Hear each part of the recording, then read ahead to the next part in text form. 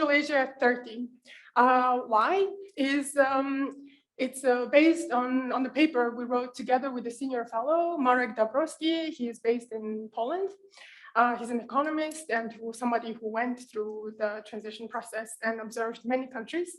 And our policy contribution, which we wrote in 2017, was transformed into a paper published in the journal of Russian Journal of Economics. And so, of course, it's published in 17. By that time, we looked at the data until 2016, so it's 25 years. Now it's 30 years. I come from Mongolia, as Anya mentioned, which has a very, of course, similar history of communism for 70 years, then transition to capitalism, and they're quite diverging in quite a lot of indicators.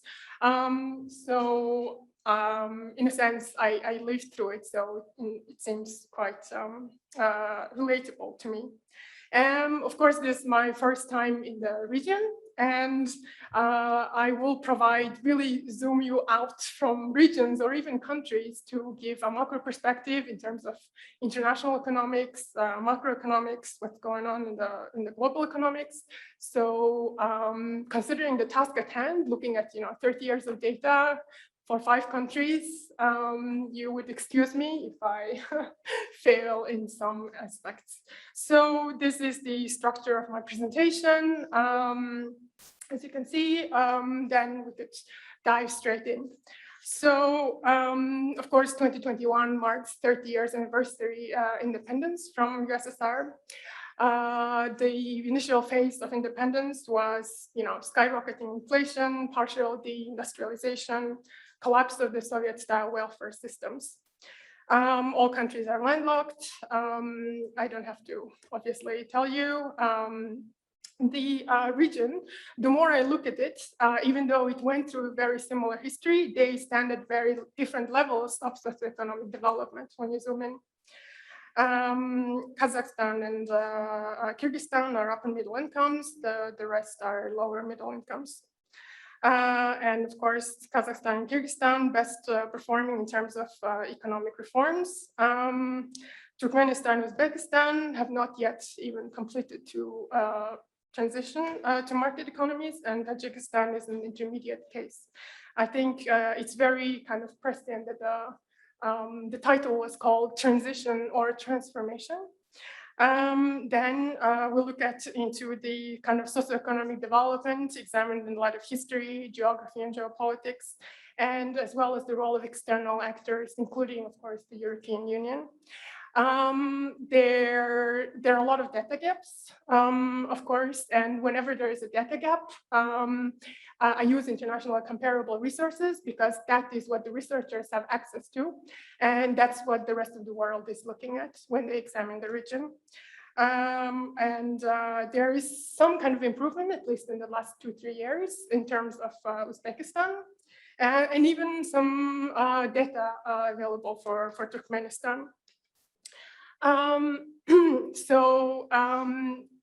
Of course, in terms of population, GDP, Kazakhstan is the biggest economy, then Uzbekistan, GDP per capita, I mean, it's Kazakhstan and then Turkmenistan based on the commodity boom.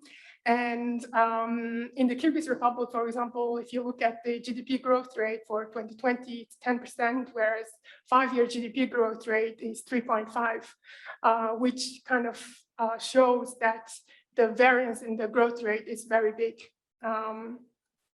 So geography, geopolitics, I cannot look at the countries as you would do, for example, developed countries, just looking at the numbers, looking at the economics, but geopolitics and politics play a really great role. And why? I mean, I'm sorry if it's a repetition, but I would just reiterate that it's distant from world major trading centers, North America, Western Europe, South Europe, Southeast Asia, South Asia. All landlocked. Uzbekistan is doubly landlocked. I come from Mongolia, so I know how it is to live in a landlocked country. Infrastructure built during Soviet times, and it was very much based on the trading. The economic infrastructure is based towards the former Soviet republics, and it's being slowly upgraded, of course, but not as fast. Internal political instability. I don't have to also tell you that numerous uprisings, revolutions in considering where we are as well.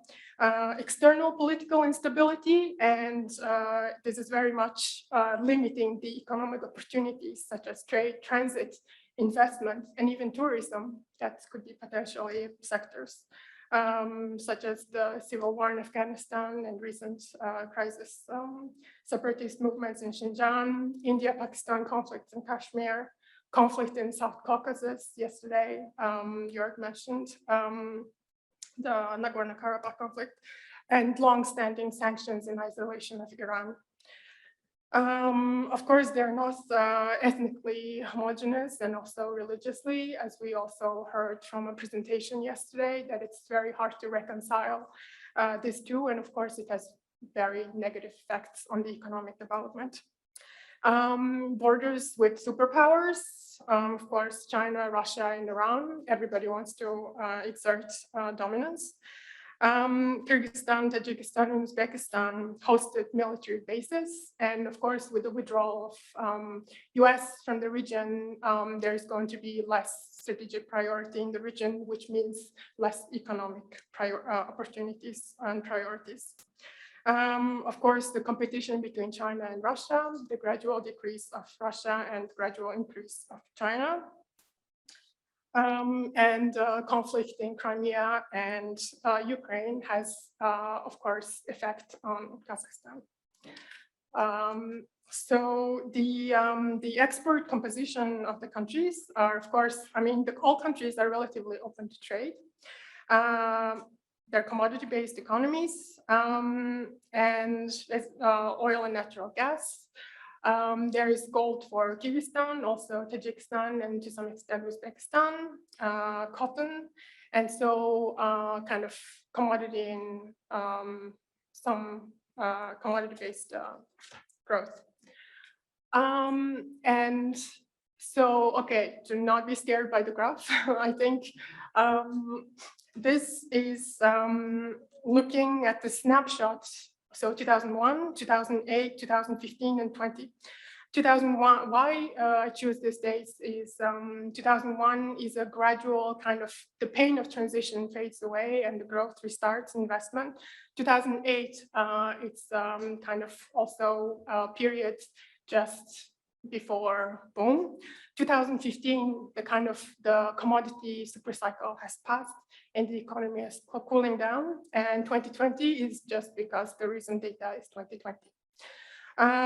So I would like to highlight some of the facts that are relevant here. The general trends is that, of course, Kazakhstan import from Russia is still quite a lot. And you can see in Kyrgyzstan, the yellow part is that there is growing intra-regional trade. And as you know, trade relations also mean exchange of knowledge, exchange of technology, more even some studies that it makes, more peace, as the European project also demonstrates. And Tajikistan also some increase in regional trade, where import from China decreased a little, as you can see. Uzbekistan also increase in intra-regional trade, but also increase in import from China. Turkmenistan is very much export dependent on China. In 2009, the export value was 1 billion to China. Now it's 30 billion. And it's very much importing from Turkey. And the potential of trade is that Kazakhstan and Turkmenistan can benefit from transit trade between China and Iran. because when sanctions in Iran were lifted, train from China to Tehran took 2 weeks instead of going to the sea for 1 month. Then another, a lot of numbers. Okay, so I will try to give also general trends in trade. There is some kind of import diversity, let's say, to Korea in terms of Kazakhstan and Uzbekistan in imports, mostly vehicles and machinery. Increase in intra-regional trade between Kazakhstan and Uzbekistan, mostly in agricultural products, cereals, wheat. Uzbekistan is a complete shift in exports. So for example, in 2019, sorry, just,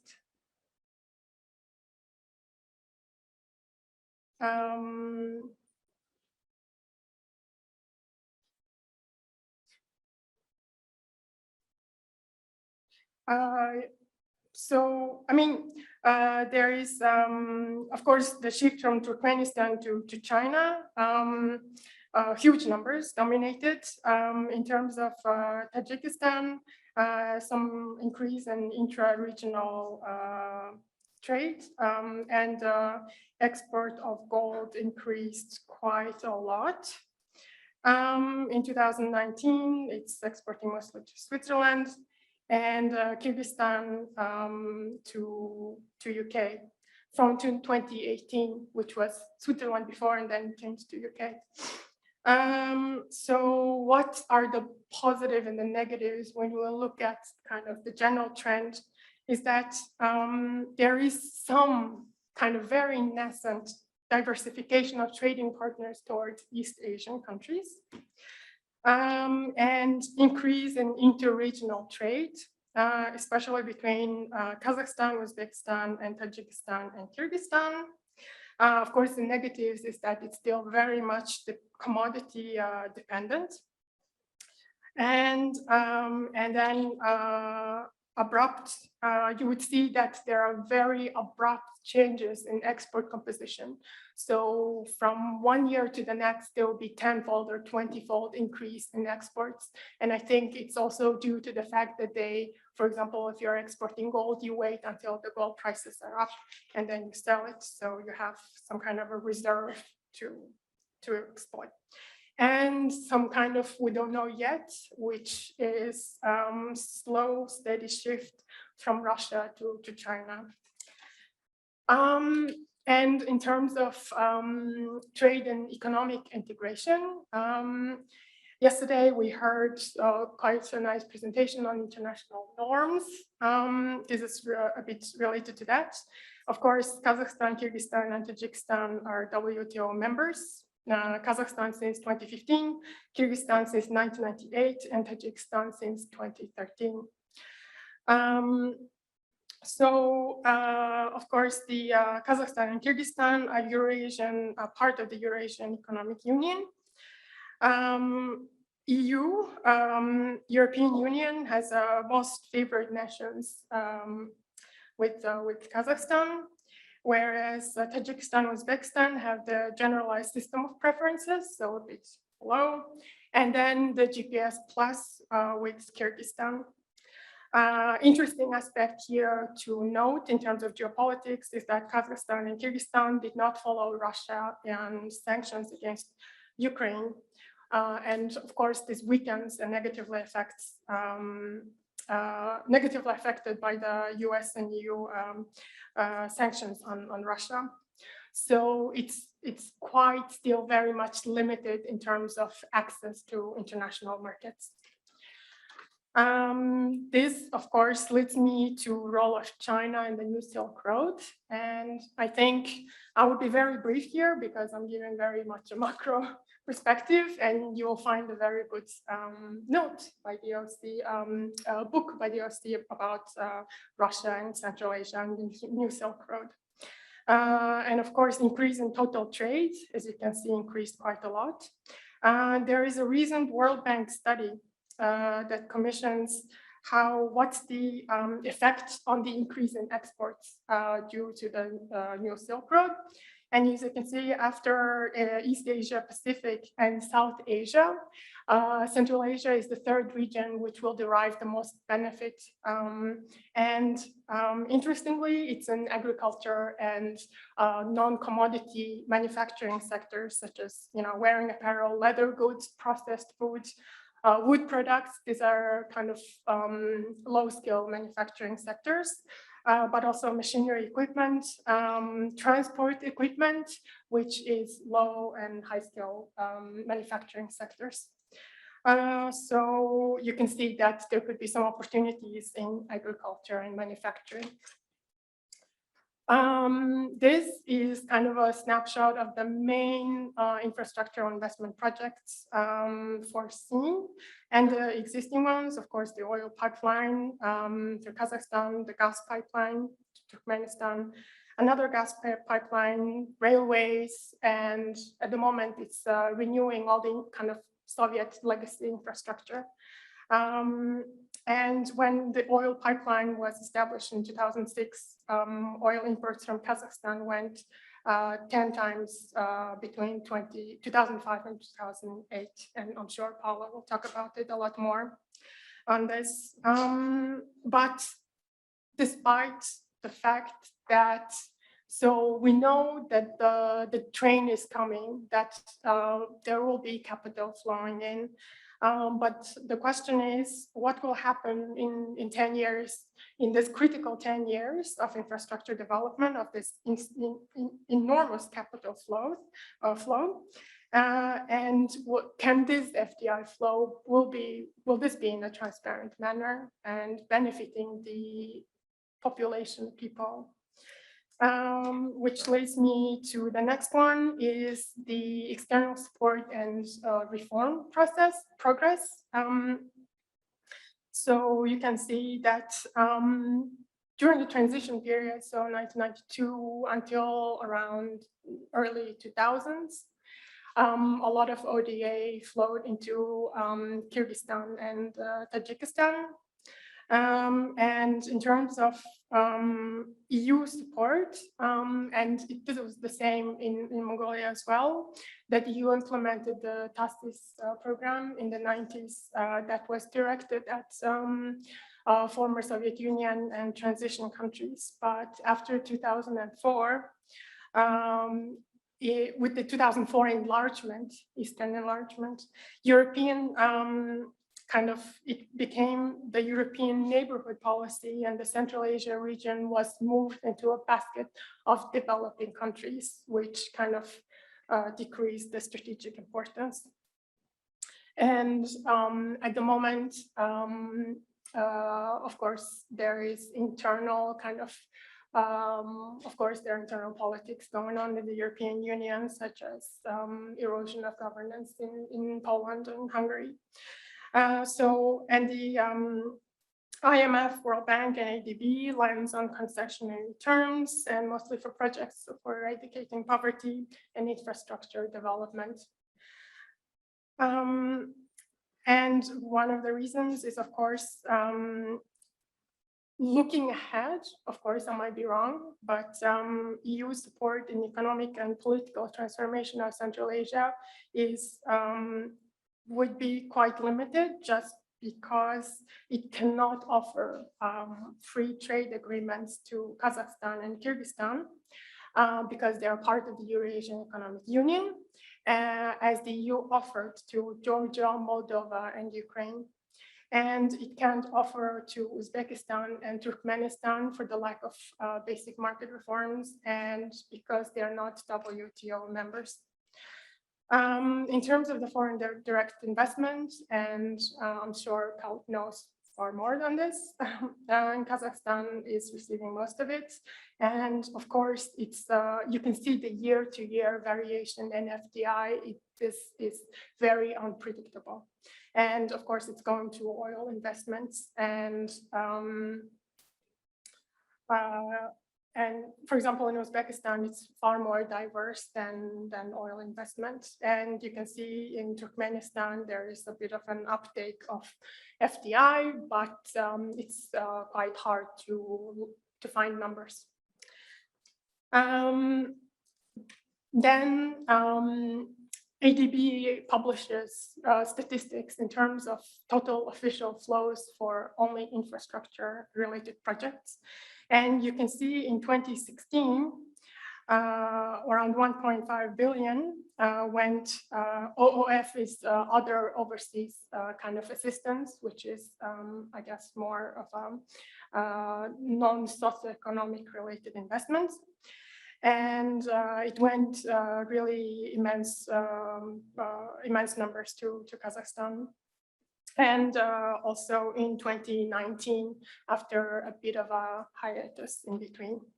And you can see that in the purple line, the role of Uzbekistan really very much increases, especially in 2018 and 19, so before the pandemic.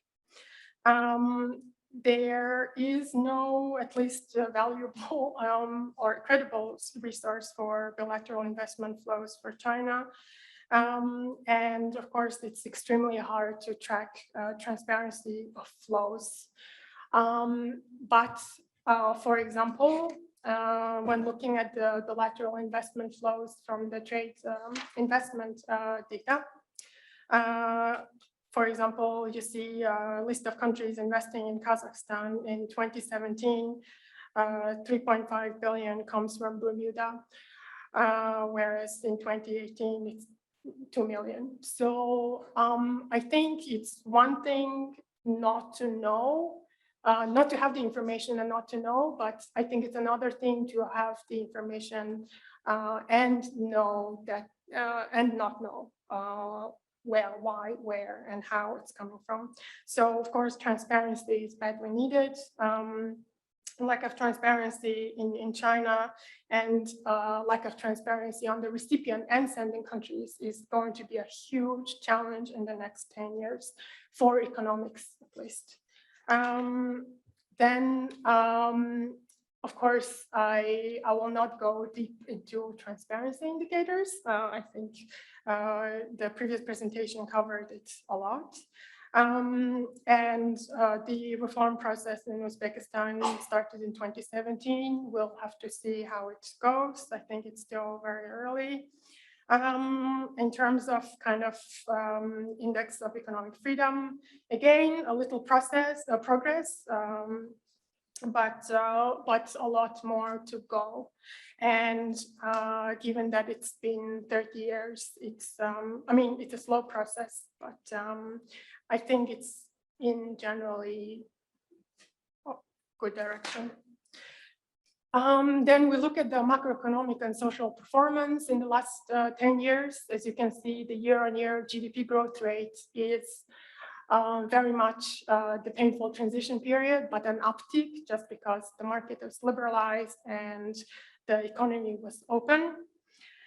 Growth recovery started late in 1995 to 97, accelerated in the 2000s, but it really follows the commodity kind of commodity boom bust cycles.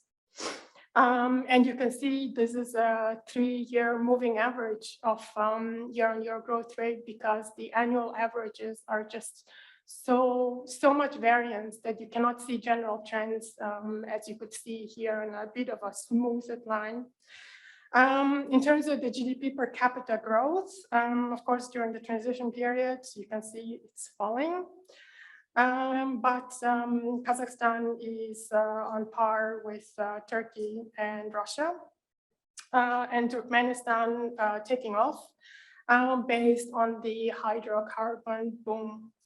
And the rest are kind of slowly getting there. I mean, slow increase, but still quite slow. Followed by Uzbekistan, Kyrgyzstan, and Tajikistan. I think another important thing to consider here is that the regional divergence here As you can see, with Kazakhstan and Turkmenistan, the growth is picking up very fast year to year, which means if the countries go on the same trajectory, over time, it's going to diverge far more. And not also that, but also, as Mirzat said before, it will take longer and longer to catch up to the others.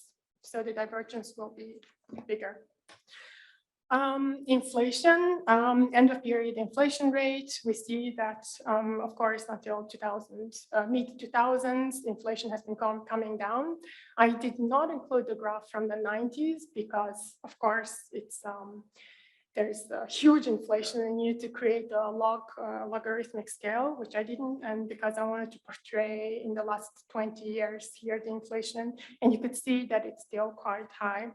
After the collapse of the Soviet Union until 1993, why the inflation was high? The Soviet ruble was managed by several central banks, including Central Asian central banks. So that's why it took a long time compared to, let's say, Eastern European countries or South Caucasus countries, where they brought immediately after, in the beginning of 1990s, inflation was brought down quite drastically. It kind of lingered on in Central Asia because of this arrangement, and Kyrgyzstan introduced its own currency in 1997. Kazakhstan, Turkmenistan, and Uzbekistan in November 1993, and Tajikistan in 1995. So in a way, it's lost a few years of inflation, macroeconomic stabilization reforms. And the reforms only started in Kazakhstan and Kyrgyzstan in 1995 and 1996. And in Tajikistan after the civil war in 1997. This explains also variation with the other post-transition countries. General government gross debt, as you can see, from around 2000, 2008, the countries went on fiscal consolidation, decreasing debt, and of course, starting with the global financial crisis. And of course, it affected all corners of the world. I wouldn't be surprised if it also affected North Korea, but we don't have data on this. From 2014 onwards, with the decline in commodity prices, you can see the deterioration in macroeconomic environment again. For example, in Kyrgyzstan, it borrowed from China on concessionary terms. So it has basically one creditor. It borrowed in 2010, 2012. And so the recent depreciation of the currency vis-a-vis dollar is going to create, of course, going to create far bigger pressure, and it's just depreciation increase government debt to GDP ratio. In Tajikistan, they borrowed from the internet, so they issued a bond. Around 500 million and on 7% interest rate, which is pretty huge. But at the moment, it's not sure how it's going to start repaying the interest rate because it's very much soon.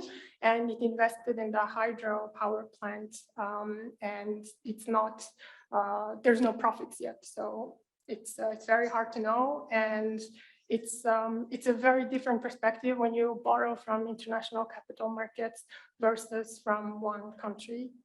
As you can see, Uzbekistan borrowed also around 1 billion when it opened to reforms in 2018, when it discovered the capital markets or the power of it.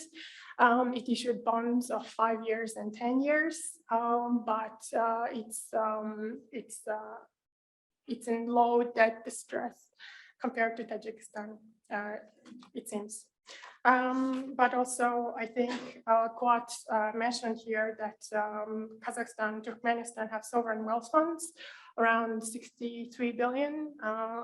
That's the last figure I could come up with, but I don't know. And the transparency of it is a bit shaky. Okay, I know there's a bit of pressure in time. And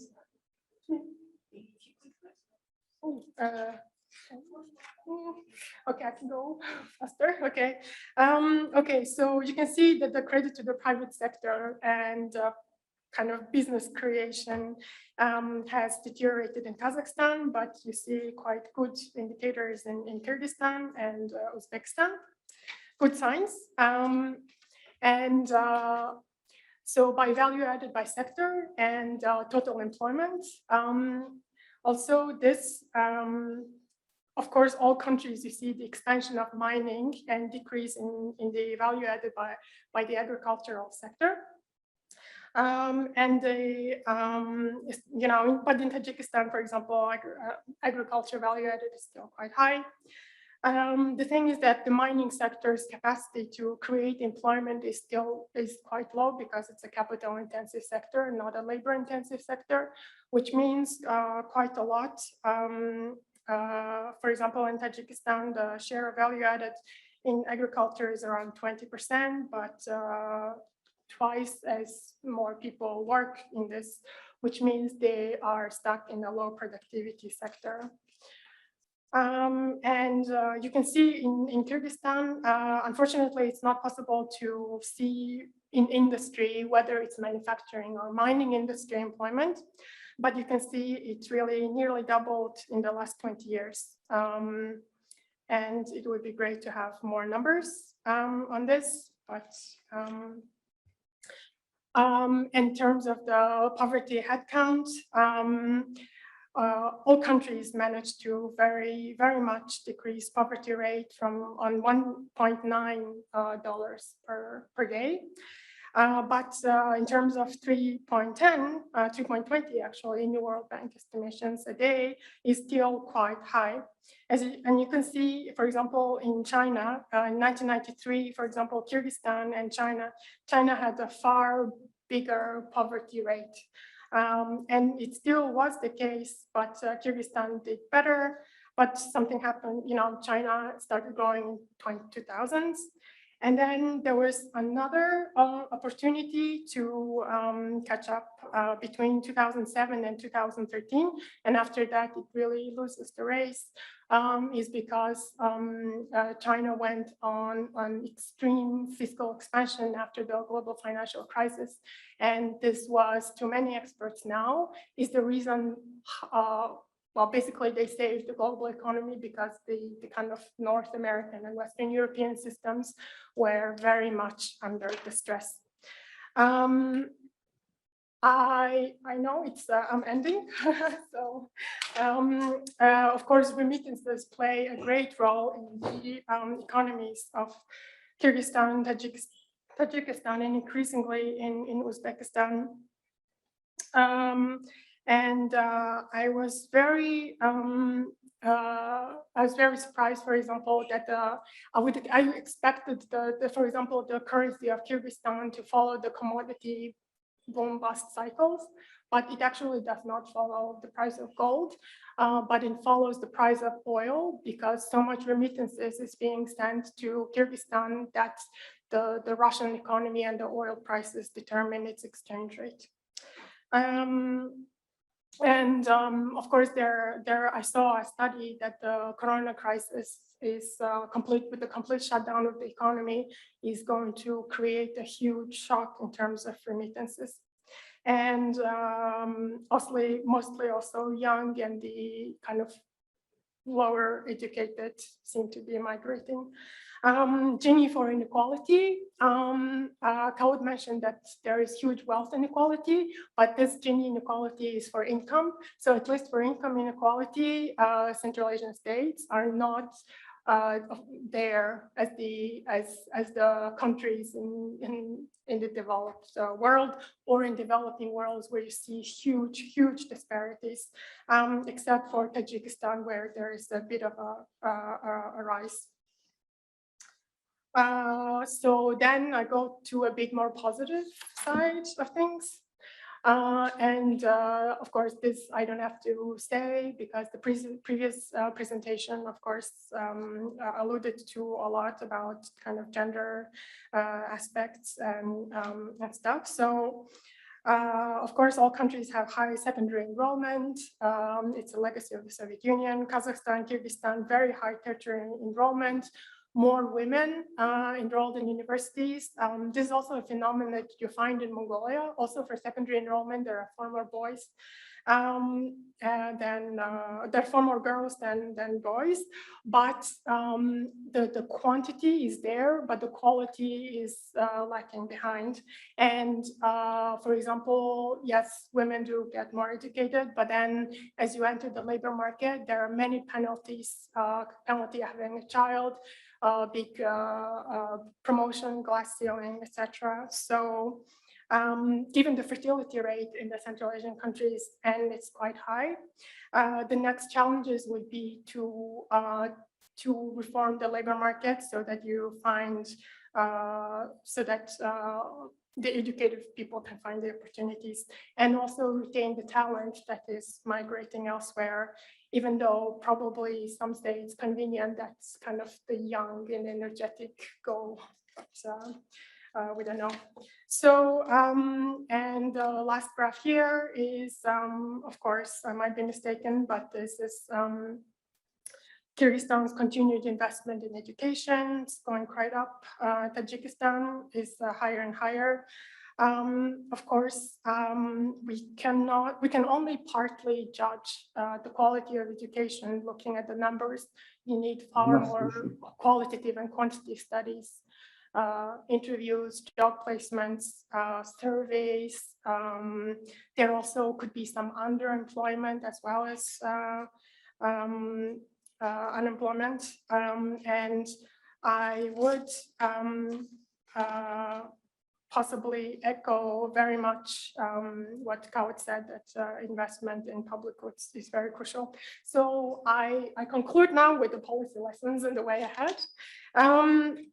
But these are could be very much self-explanatory for you, that no escaping your neighbors, cannot really pack up and leave, but it can be an advantage. And geopolitics is very much intertwined with economics, so which is of course a very hard problem where there is an unstable neighborhood and high corruption. But good policies and reform is possible. So we'll see how the reform goes in Uzbekistan that started in 2017.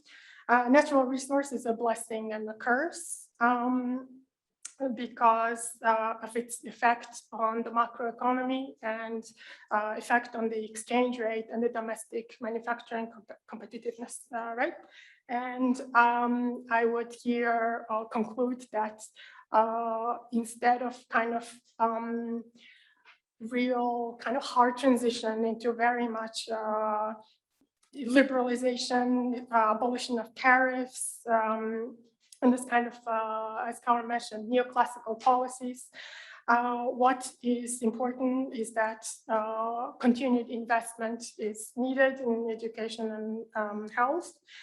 Health, as you can see, very much is a strategic sector. Sometimes you would see that, okay, let's have growth, and then let's take care of the social indicators. But I would say that it is perhaps even possible to do both at the same time. And I hope that it is the case. Thank you.